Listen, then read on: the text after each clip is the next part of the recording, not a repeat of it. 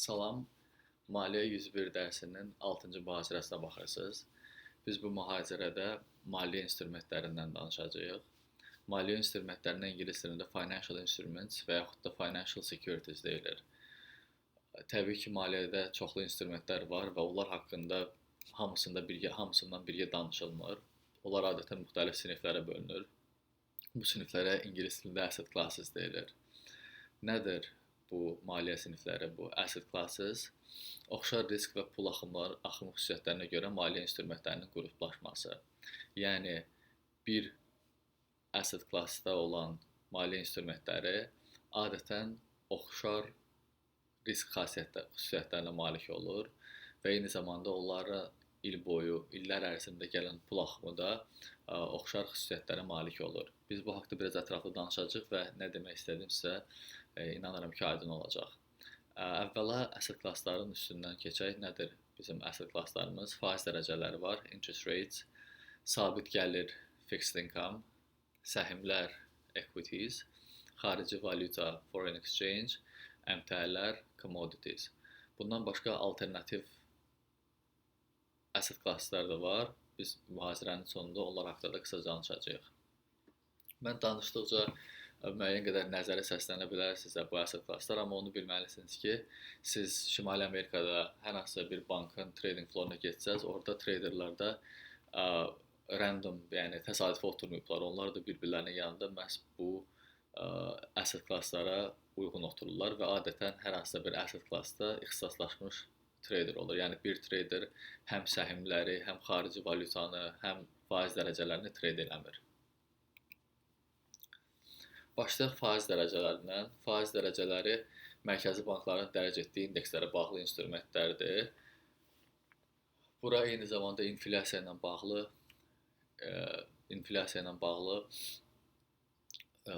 maliyyə instrumentləri də daxildir. Məsələn, CPI indeksi var.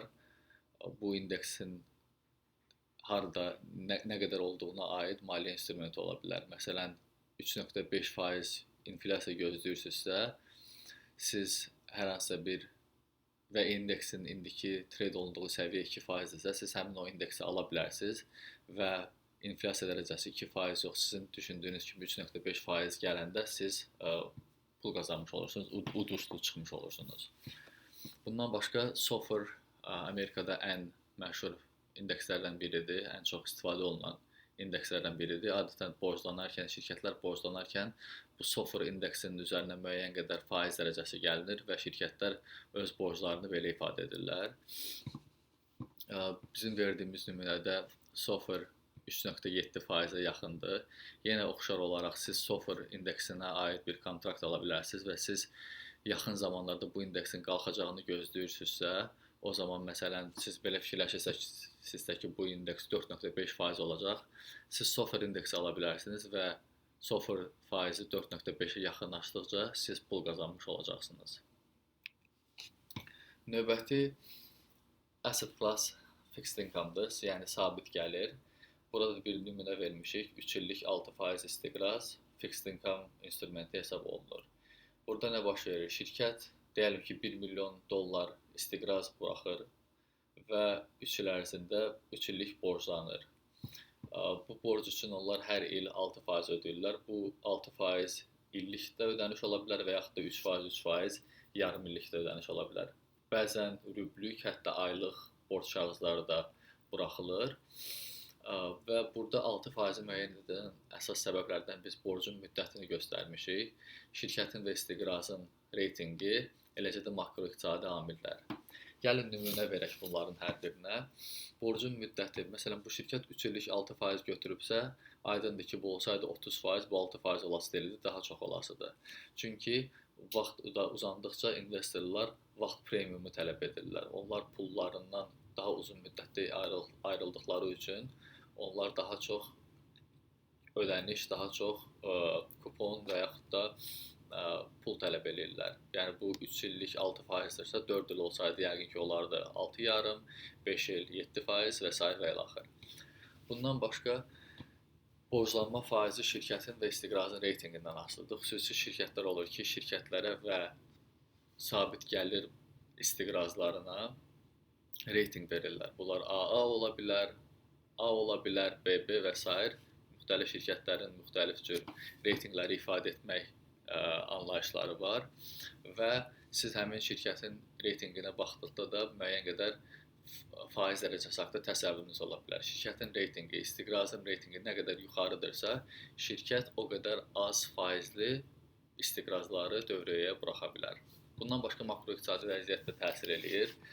Belə ki, ümumilikdə iqtisadiyyatda faiz dərəcələri qalxanda, o ana faiz dediyimiz faiz dərəcələri qalxanda, şirkətlərin borclanma faizləri də oxşar qaydada yuxarı qalxır. Növbəti asset class equitiesdir, yəni səhmlər. Bu bəlkə də ən çox bilinən maliyyə sinifləndirməsidir. Çünki insanlar adətən maliyyəyə marağı olanlar məhz buradan başlayırlar. Məsələn, Nike-ın hamısının bildiyi Nike şirkətinin bir səhminin qiyməti mən bu mühazirəni hazırlarkən $58 idi. Bu $58 özü-özlüyündə çox şeyi ifadə etmir. Bu sadəcə bir səhmin qiymətidir və biz əgər Nike şirkətinin ümumilikdə bazar dəyərini müəyyənləşdirmək istəsək, o zaman nə edə bilərik? Bir səhmin qiymətini ümumilikdə səhmlərin sayına vura bilərik və o zaman biz bazar dəyərini alacağıq. Nike nümunəsində onların 1.4 milyarda yaxın səhmi var və bir səhmin qiyməti $58-dırsa, şirkətin dəyəri də təqribi $86 milyard ki, siz Google-da bu rəqəmi görə bilərsiniz. Amma dediyim kimi, səhmin qiymətinə asılıdır və səhmin qiyməti nəinki hər gün, hər an, hər saniyə dəyişir. Oxşar qaydada bazar dəyəri də hər saniyə dəyişir. Səhmlərin sayını isə şirkətlər öz maliyyə hesabatlarında daha ətraflı bu haqda məlumat verirlər ki, biz də növbəti dərsimizdə bundan biraz danışacağıq. Xarici valyuta da çox bilinən maliyyə siniflərindən biridir, İngiliscəsi foreign exchange. Burada da əsas faktorlar makroiqtisadi göstəricilər və siyasi amillərdir. Mənim verdiyim nümunədə Britaniya funt sterlinginin Amerika dolları ilə ifadəsi verilibdir və bu xətt üzrə görürsünüz ki, Brexit söhbəti başlayan ərəfədən Brexit baş verənə qədər funt sterling dəyər itirdi. Bu siyasi amillərlə bağlıdır, çünki investorlar fikirləşirlər ki, Britaniya iqtisadiyyatı Avropa iqtisadiyyatının tərkibində daha səmərəli olacaq, daha çox böyüyəcək, nəinki ayrı-ayrılıqda. Ona görə də Brexit söhbəti başlayandan etibarən funt sterling dəyər itirdi və hələ də Brexitdən əvvəlki dəyərinə gəlib çata bilməyibdir. Bu siyasi amillərlə bağlılıqdır. Gəlin makroiqtisadi göstəricilərlə bağlılığına da bir nümunə verək. Ümumilikdə iqtisadiyyatda faiz dərəcələri qalxdıqca valyuta güclənir, yoxsa zəifləyir? Siz burada videonu dayandırıb bu haqda fikirləşə bilərsiniz. Yəni fikirləşin ki, bir ölkədə faiz dərəcəsi əvvəl 5% idi. Daha sonra Mərkəzi Bank çıxır və deyir ki, biz faiz dərəcələrini qaldırırıq 10%-ə. Sizcə bu valyutanın güclənməyinə gətirib çıxaracaq, yoxsa zəiflənməyinə? Cavab güclənməyinədir. Təbii ki, burada başqa amillər də var, amma sırf faiz dərəcələrinə baxdıqda, faiz dərəcəsi nə qədər çox olsa, investorlar həmin ölkəyə pul gətirib o qədər çox pul qazana bilirlər. Yəni 5%-dən 10%-ə, 15%-ə qalxdıqda bu investorlar üçün əlavə gəlir olacaq. Ona görə də həmin valyutaya tələb artacaq və buna görə də valyuta güclənəcək. Bu, xarici valyutanın makroiqtisadi göstəricilərə aid asılılığına bir nümunə idi. Keçək növbəti asset class-a, commodities, dilimizdə buna əmtəələr deyilir. Əmtəənin qiyməti adətən ona olan tələb və təklif faktoru ilə müəyyənləşir. Qiymət tələb və təklifdən asılıdır. Nədir müxtəlif əmtəələr? Neft var, qaz var, neftin müxtəlif növləri var, qızıl, gümüş, qiymətli metallar, eyni zamanda kənd təsərrüfatı mallarından aid futureslar, məsəl üçün kofe futuresları məhz əmtəə sinifinə daxildir. Burada dediyimiz kimi tələb və təklif qiyməti müəyyənləşdirir. Məsələn, hər hansısa bir kofe istehsal edən ölkədə təbii fəlakət baş versə və yaxud da hər hansısa bir kənd təsərrüfatı məhsulunun yığımı il ərzində aşağı olsa, o zaman təklif azalacaq, yəni bazarda həmin məhsulun miqdarı azalacaq və oxşar qaydada ikinci dərsdə danışdığımız kimi təklif azaldığı üçün qiymət də qalxacaq, çünki bazarda həmin məhsul çatışmayacaq və insanlar daha çox pul ödəməyə hazır olacaqlar. Bundan başqa maliyyə sinifləndirməsindən danışanda spot və derivativ bazarlardan danışmaq lazımdır. Spot bazarlar indiki bazardır, yəni hal-hazırdakı bazardır. Mən bu dəqiqə öz telefonumda proqrama girib hər hansısa bir şirkətin səhmini ala bilərəm və bu alış baş verəndə bu spot bazarında baş verəcək. Tutaq ki, siz 100 səhmi hər biri 60 dollara olmaqla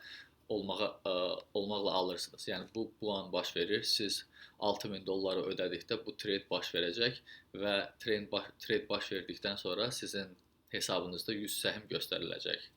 Bu spot bazarıdır. Bu hamımızın bildiyi indiki alış-verişdir. Derivativ bazarı isə daha xüsusiləşmiş olur. Məsələn, siz bir kontrakt ala bilərsiniz, hansı ki sizə icazə verir 100 səhmi 3 ay ərzində hər biri 90 dollar olmaqla alma haqqı verəcək sizə. Siz deyələm ki, bu indi hal-hazırda qiyməti 60 dollar olan şeyi 90 dollar almağa razılaşırsınız. Niyə bunu etmiş ola bilərsiniz? Çünki siz belə hesab edirsiniz ki, bu qiymət 60 dollardan 100 dollara qalxacaq və əgər siz 90 dollara bir şeyi almış haqqına sahibsinizsə, həmin haqqdan istifadə edəcəksiniz. 60 dollardan qiymət 100 dollara qalxacaq, siz isə bunu 90 dollara alma haqqına sahib olacaqsınız və bu hər səhm üçün 10 dollar gəlirdir. Qiymət 60-dan 100-ə qalxır, siz onu 90-a alma hüququna maliksiniz. Demək ki, hər səhm üçün 10 dollar belə deyək, qazanc əldə etmiş olursunuz. Amma siz bu trade baş verdiyi zaman əmin deyilsiniz ki, bu qiymət doğrudan da 100 dollar olacaq, yoxsa 30 dollara düşəcək. Burada bir qeyri-müəyyənlik var. Bu qeyri-müəyyənlik olduğu üçün də siz bu derivativ bazarında bu trade etdiyiniz zaman sadəcə 50 dollar verirsiniz. Çünki qiymətin 60-dan 100-ə qalxmağı çox az ehtimallı olan bir şeydir. Ona görə də bu tradein qiyməti ucuzdur. Hər səhm üçün 0.5 dollar, 100 səhm üçün 50 dollar olur. Bu gələcəklə bağlı olan trade olduğu üçün bu derivativ tradedir. Nümunələrin üstündən bir də keçək. Siz səhmləri indi alırsınız 60 dollara. Bu spot trade'idir. Derivativ trade isə siz məsəl üçün 100 səhmi 3 ay ərzində hər biri 90 dollara almaq haqqını 50 dollara alırsınız. Bu isə derivativ trade'idir.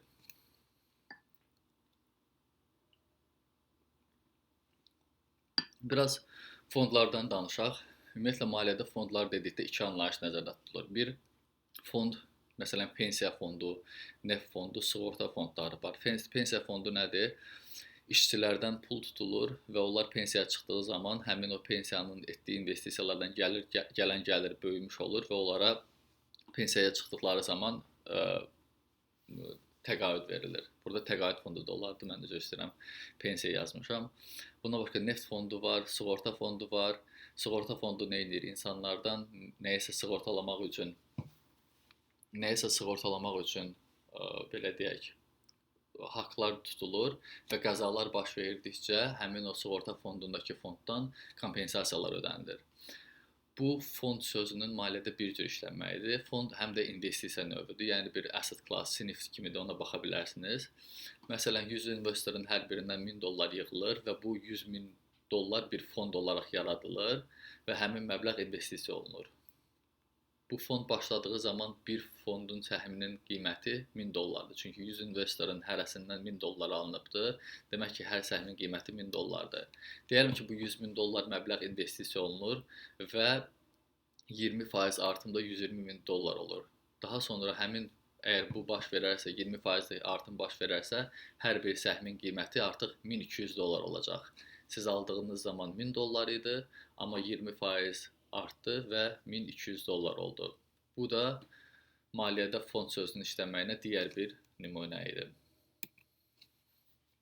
Alternativ investisiyalardan da danışaq. Alternativ investisiyalar deyəndə daşınmaz əmlak, özəl şirkətlər, kriptovalyutalar və sənəd əsərlərini biz nümunə verə bilərik. Daşınmaz əmlak hamımızın bildiyi mənzillərdir, ofis binalarıdır, torpaqdır. Özəl şirkətlər heç də hər şirkətin Nike kimi səhmi olmur. Məsələn, biz dediyim nümunədə Nike-ın səhminin 58%, 58 dollar olduğunu görmüşdük. Amma bəzi şirkətlər var ki, onların səhmləri açıq bazarda trade olunmur. Bu şirkətlər özəl şirkətlərdir. Məsələn, SpaceX şirkəti var, indi ChatGPT-nin buraxan OpenAI şirkəti var ki, onların səhmlərini almaq mümkün deyil, çünki onlar hələ də özəl şirkət olaraq qalıblar. Əgər nə vaxtsa IPO etsələr, onda onlar da olacaqlar açıq səhmdar cəmiyyət və bizim kimi investorlar da həmin şirkətin səhmlərini ala biləcəyik. Bundan başqa kriptovalyutalar var, hamımız bunlarla tanışıq. Bitcoin, Ethereum və s. kriptovalyutalar da var ki, zaman keçdikcə biz ənənəvi maliyyədə onlara daha çox rast gəlirik. Sənət əsərləri də aydındır, bəzi qaleriyalar öz sənət əsərlərini satırlar və bəzi maliyyə fondları onları investisiya olaraq alırlar. Belə, bu dərsdə biz maliyyə instrumentlərindən danışdıq. Növbəti dərsdə mühasibatdakı bəzi anlayışlarla tanış olacağıq. Sağ olun.